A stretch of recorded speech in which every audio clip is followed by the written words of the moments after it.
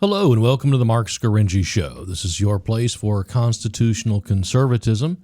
This is where we talk about the important political and legal issues of the day from the perspective of putting America first.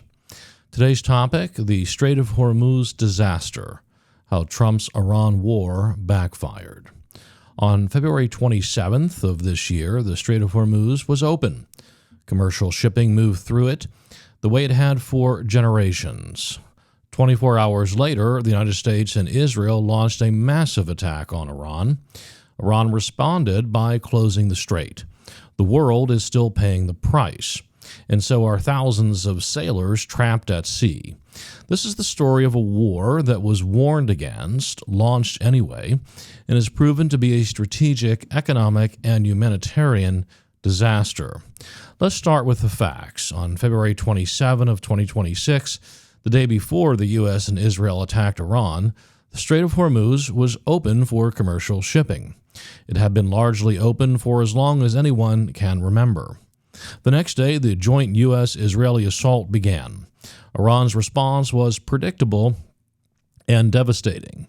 It closed the strait to international shipping that did not comply with its demands. Iran did this deliberately. The goal was to disrupt the world economy, drive up the price of oil, and put direct economic pressure on the United States. President Trump was warned that this would happen. In March of 2026, in a Wall Street Journal report, based on people familiar with internal discussions, the report made it clear. U.S. officials warned Trump that military action against Iran carried the real risk of Iran blocking the Strait of Hormuz. Trump, however, believed Iran would back down or capitulate before taking that step. He was wrong. Even though the risk was flagged in advance, Trump proceeded with the joint operation.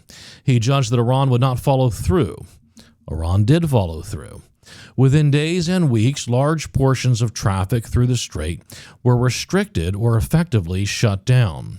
The result was one of the largest energy supply shocks in decades. Trump then responded with his own blockade of the strait, closing it off to shipping that did not comply with American demands. As of July 25, CENTCOM reported that the U.S. naval blockade remains in full effect. American forces have redirected 12 commercial vessels trying to run the blockade, disabled 2 that refused to comply, and boarded 2 more to enforce total compliance. So here we are. A vital global waterway that was open on January 27 is now the scene of dueling blockades, with the world's energy markets and thousands of ordinary sailors paying the price. The economic damage has been severe. Roughly 20 to 25% of global seaborne oil trade and a major share of liquefied natural gas normally passes through the Strait of Hormuz. When that flow is disrupted, the effects were immediate and global. Oil prices surged. Brent crude climbed above $100 a barrel and at times exceeded $120, with some reports peaking near $126 a barrel. Prices stayed elevated for months. In the United States, gasoline prices rose into the low $4 range nationally, with some cities seeing prices over $5 a gallon. Natural gas and electricity costs also spiked in affected markets.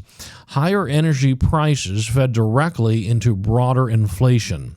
Transportation, fertilizers, food production, and manufacturing all took hits. Now, developing countries that import energy suffered the most. Shipping traffic through the strait collapsed, in some periods by 90% or more. Vessels were forced to take longer, more expensive routes. Freight rates, insurance premiums, and delivery times all rose. Fertilizer and other critical commodity flows were disrupted, putting additional pressure on food prices. Global trade slowed. Economic models from several institutions projected multi-trillion-dollar risks to global GDP under prolonged disruption. Gulf economies themselves were hammered by stranded exports, food import problems, and aviation shutdowns. Financial markets reacted with volatility and tighter conditions. To cushion the blow, the United States and its allies raided their strategic petroleum reserves. In early March, the International Energy Agency coordinated the largest emergency release in its history, 400 million barrels of oil from members' countries' stocks.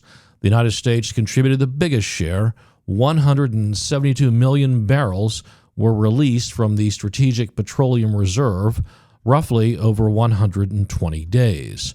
Those releases provided temporary relief. They did not solve the problem. Oil prices still soared. American gasoline prices still climbed.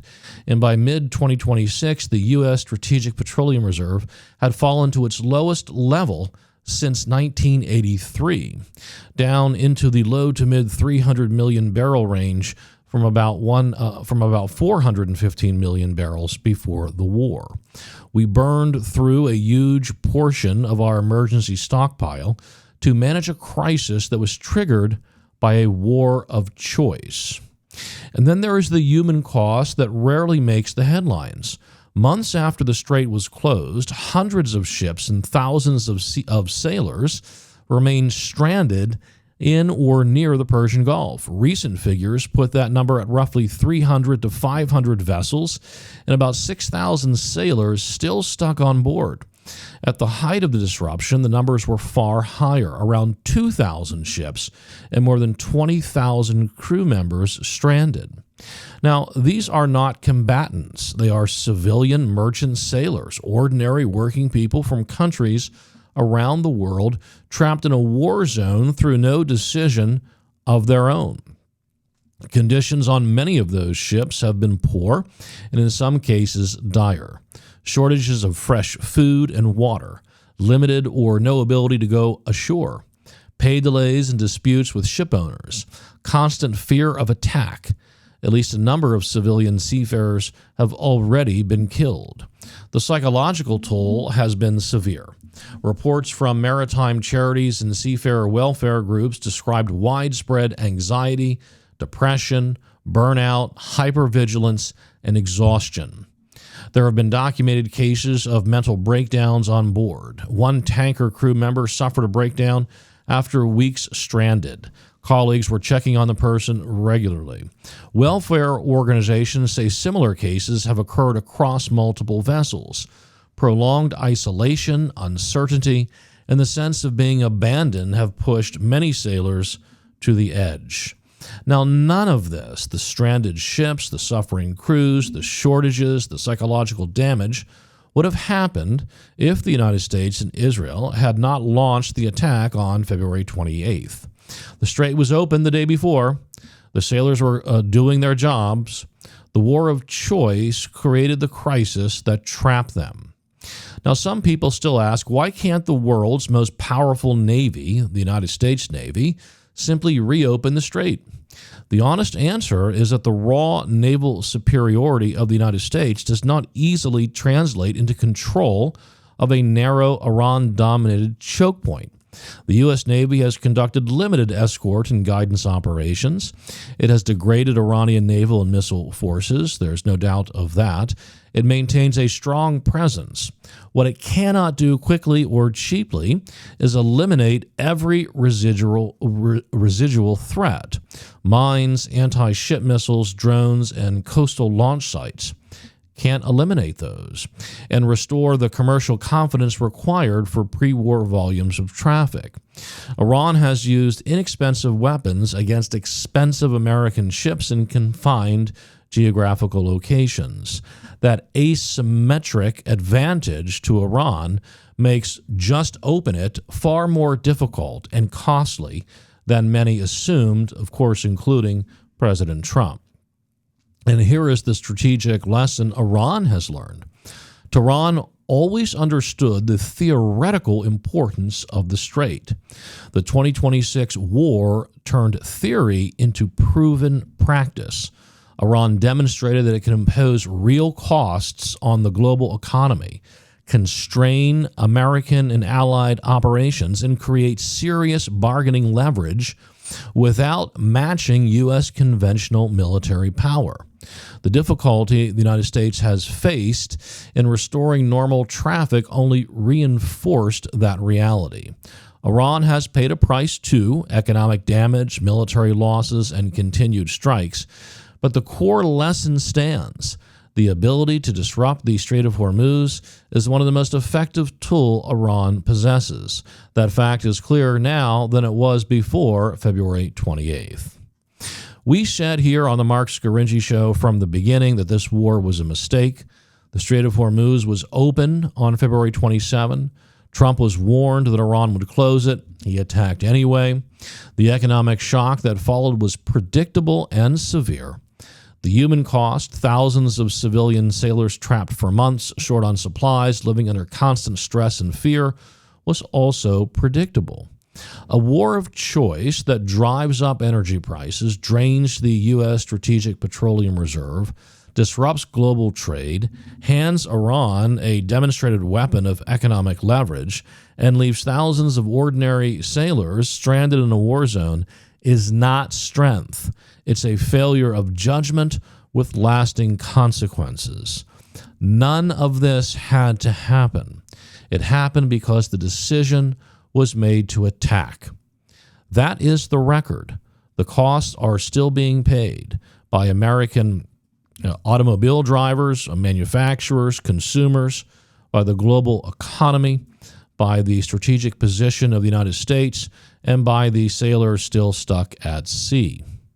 Let's hope President Trump brings his war of choice to a very quick end. I highly doubt that will happen. We've been in this war for about 6 months now with no end in sight. Perhaps President Trump should have followed President Trump 1.0.